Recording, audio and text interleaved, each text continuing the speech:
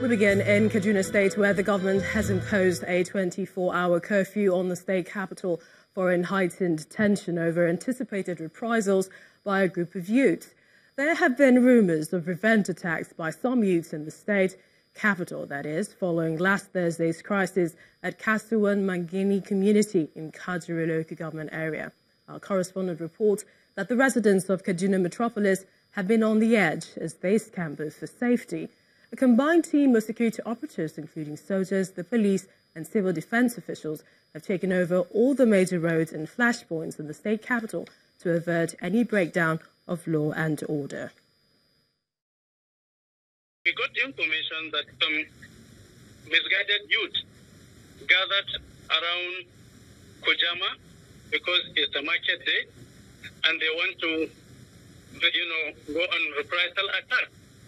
So as we are taking on that, then as if it was a premeditated action around Sabon Tesha in Kaduna, outside Kaduna, the youths also gathered there and they started burning tires. So passers-by, road users seeing smoke, they started making U-turn on the road and coming back to the town. When people in the town saw them, then they started running helter-skelter. So the team became continuous running, and then people are carrying rumors that there is killing all over the place. That was what really happened, and we swung into action. We bred our men, mobile policemen, Operation Yaki, and all other conventional policemen, and within short time, we brought it down to a barest controllable limit. So the 24 hours curfew was handy because we cannot allow people to continue to move and peddle rumors, and even where they were living in peace, they will be, instigated. So when the curfew was imposed, it was only imposed in Kaduna Metro and environment, and then Kujama, where the problem started this evening, plus Kajuru, in addition to the one that is already enforced at Kasuwan. How long is it expected to last? Charles, this is an interim measure, so the situation will determine when the curfew will be lifted. But as far as this period of time is concerned, it is enforced, and nobody will be allowed to be moving or only those on essential services, and also those on emergency, like moving the sick people and or any other essential movement. That's the voice of the Commissioner of Police in Kaduna there with our correspondent Charles Aruka. But in the meantime, the Nigeria Police Force, they've announced the arrest of 22 persons suspected to be directly involved in the October 18, 2018 killing of innocent people at the Kaduna area of the state. Addressing a news conference in Abuja, the force's public relations officer, Jimon Moshood, says normalcy has been restored to the area following the rescuing of some prominent personalities kidnapped during the incident. Mr. Moshood, who paraded a gang of kidnappers led by a woman, also announced the deployment of the Assistant Inspector General of Police in charge of Zone 7 and specially trained anti-riot policemen to Kaduna State as part of efforts to ensure total restoration of peace to the area and other flashpoints in that state. Normalcy and peace have been restored to the affected area. The IGP condemns in entirety the attack and killings of innocent people, calls for calm as the police special investigation team has made significant progress in the investigation into the attacks and the killings of the innocent people. Equally of note is to let the public know that 22 suspects directly involved in the killing of these innocent people have been arrested and they are now in police custody.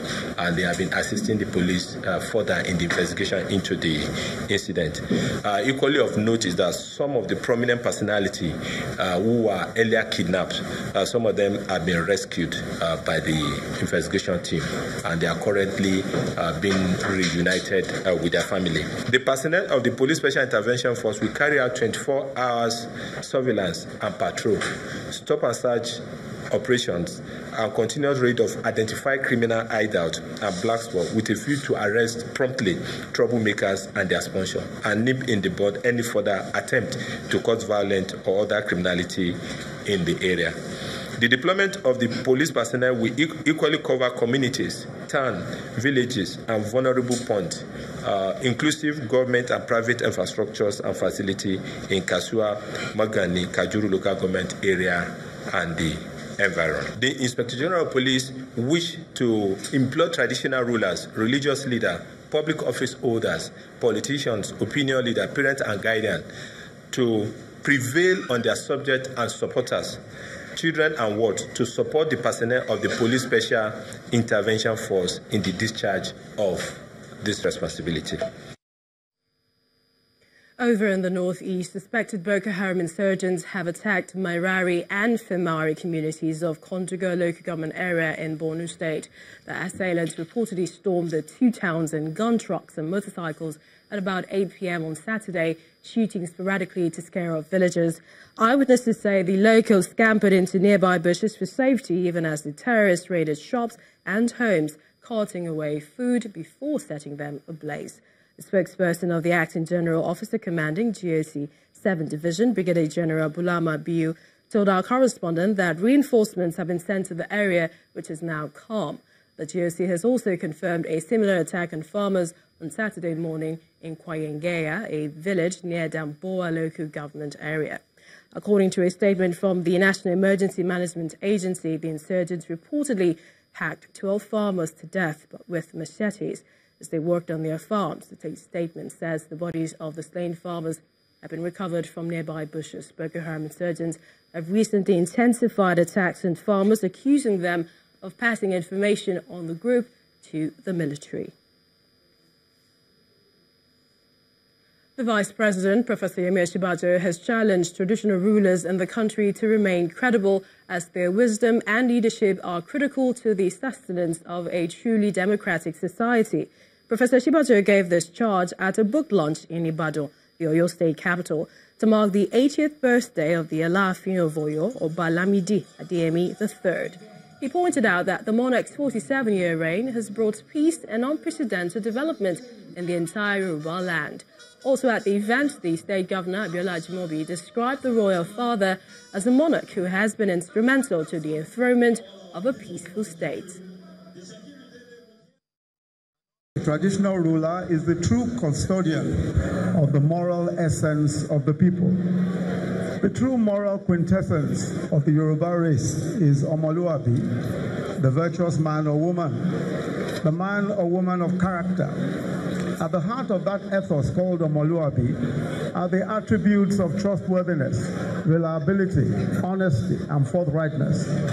And we are extremely proud to say that Kabiyesi and the throne of the Alaafin has served the Yoruba people with complete faithfulness to the Omoluabi moral code of the Yorubas. Alaafin should be a special study in all African universities as the bedrock of the study of monarchical and historical studies for administration in the continent. In other words, we must study the time and reign of our current Alaafin Oba Lamidi Adeyemi III.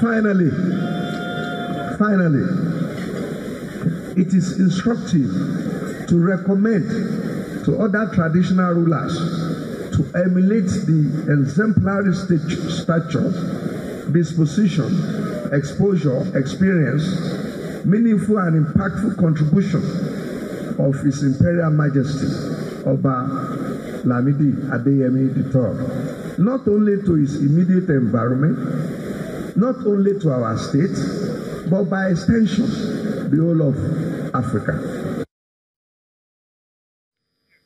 All over to politics, where the ability of political parties to meet the deadline set by the Independent National Electoral Commission, INEC, for the submission of candidate was anything but easy. This is due to internal wranglings within some of the political parties. Well, in this next report, our correspondent Osinbajo examines the issues that caused the tension.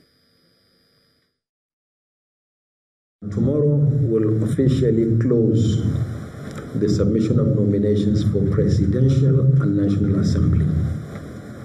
89 political parties, 89 political parties submitted notices for the conduct of primaries. So we expect submissions from 89 out of the 91 political parties. The chairman of the Independent National Electoral Commission, INEC, sending a final reminder to political parties who are yet to fulfill their end of the bargain of submitting names of the candidates for the presidential and national assemblies.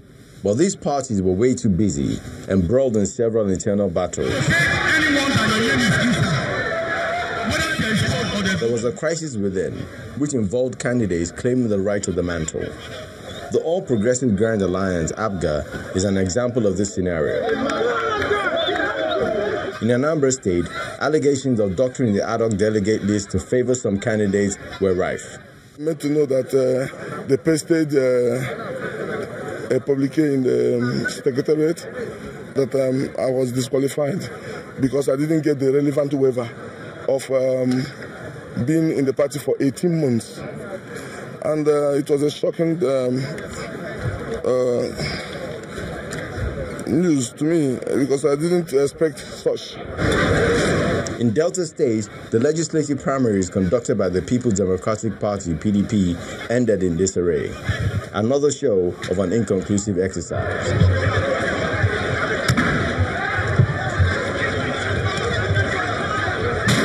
The All Progressive Congress also had its fair share of the same problem.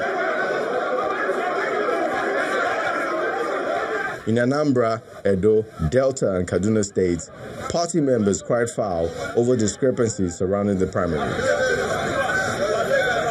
In Zamfara State, the case was that no primary took place, which led to the cancellation of aspirants by its National Working Committee. But this letter issued by the APC chairman differs from the claim. So it is clear that a lot happened in the world of political parties, almost distracting them from meeting up with the deadline set by the commission. So how best can the system be improved to reduce these issues hindering the exercise? Hopefully, as democracy develops in the country, lessons from these lapses will be corrected to strengthen the process that happens to be the only way that provides the people with an opportunity to decide their fate. Osinbajo, Channels Television News.